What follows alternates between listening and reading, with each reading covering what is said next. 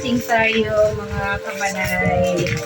Ang aking bubuksan ay paborito ng mga kids. At hindi lang mga bata ang may gusto nito.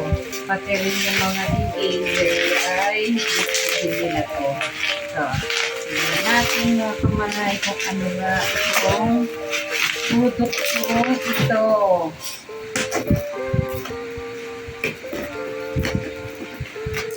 In-order ko ito sa Lazada. May shipping din siya. Ayan. Oh. 1 kilo ito ng gummy na banana. Ang tawagin nila ito ay banana. 1 kilo din ng gummy snake. Snake naman ito. Ayan ang expiration niya 2025 pa. Tapos, 1 kilo ng letters. Ayan. Ito naman ay burger. Ayan. Mamaya mga kasali, ipapakita ko sa inyo kung paano ko ito nire-repack. Nire-repack ko siya na pang 5 piso. Ayan. Mamaya mga kamalaki.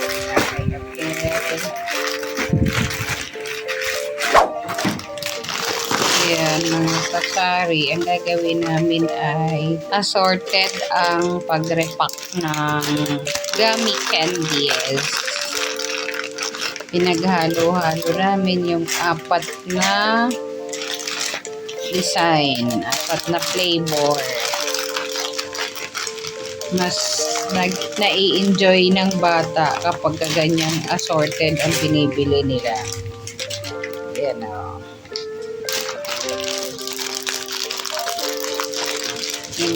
Mix muna bago i-repack.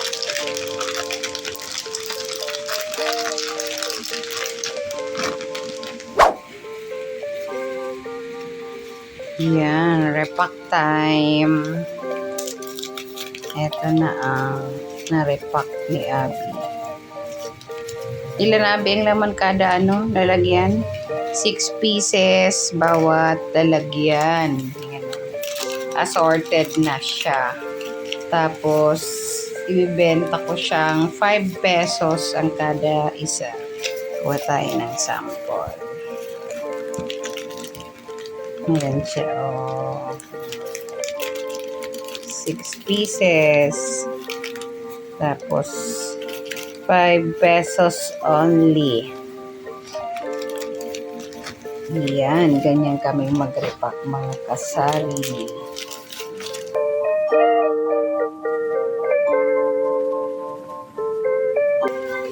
Kailangan gamit dyan, ayan, gloves. Tapos yung plastic palang ginagamit namin. Ang size nito ay yung pang 5 pisong plastic para sa mani. Ito din kasi ang nire-repack namin sa pang 5 pesos na mani. Tapos nito, isi-sealed namin siya. Ayan. Ito na mga kasari ang aking na-repack na gummy candies.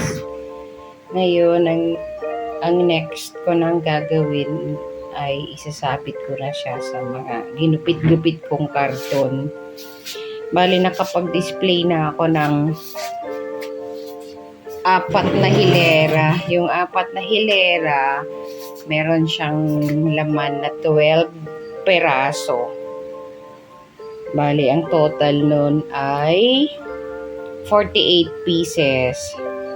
Ito, ilagay ko na muna mga kasari sa karton kong ginupit-gupit para ma-display ko na rin siya.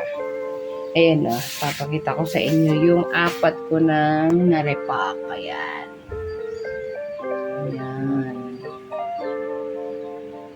Meron na ding nabawas dyan. Nakita na ng mga bata ang aking bagong display na gummy candies. Repack na ulit. Lagay na natin sa karton na ginupit. Yan. Ito na mga kasari. Natapos ko nang i-repack ang aking panindang gummy candies. Ayan siya. Yan. Bale, 4 kilos yung nirepack ko. Ito mga kasari ang naging tubo. Nakagawa ako ng 149 na peraso sa 4 na kilo yun. Tapos, yung puhunan ko is 613. Tapos, ayan o, minus ko rin yung ginamit kong plastic. Bali, tumubo ako ng 120 pesos sa puhunan na 613 plus 12, 625 na puhunan. Okay na mga kasari ang tubo na 120. Ito, mabilis naman itong maubos sa mga bata. Saglit lang ito sa kanila. Yan. Yan mga kasari ang aking display ng gummy candies. Yan yung mga gummy candies. Ganyan po ang pagde-display ko. Para mas kitang-kita na ang mga bata. Okay. Onting tubo, okay na po mga kasari. Ang importante kasi natin dun ay mabilis ang rolling ng ating puhunan. Yun yung goal po natin sa sari-sari store. Yan, wait lang mga kasari. Susuklian ko lang ang bumili. Yan, pahingin ng 10 pesos dyan.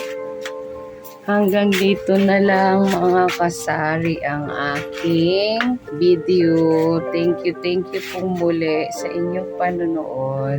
Sa mga hindi pa po nakapag-subscribe dyan, click nyo lang po ang subscribe and click nyo na rin po ang notification bell para lagi kayong updated sa aking mga videos. Thank you po. God bless.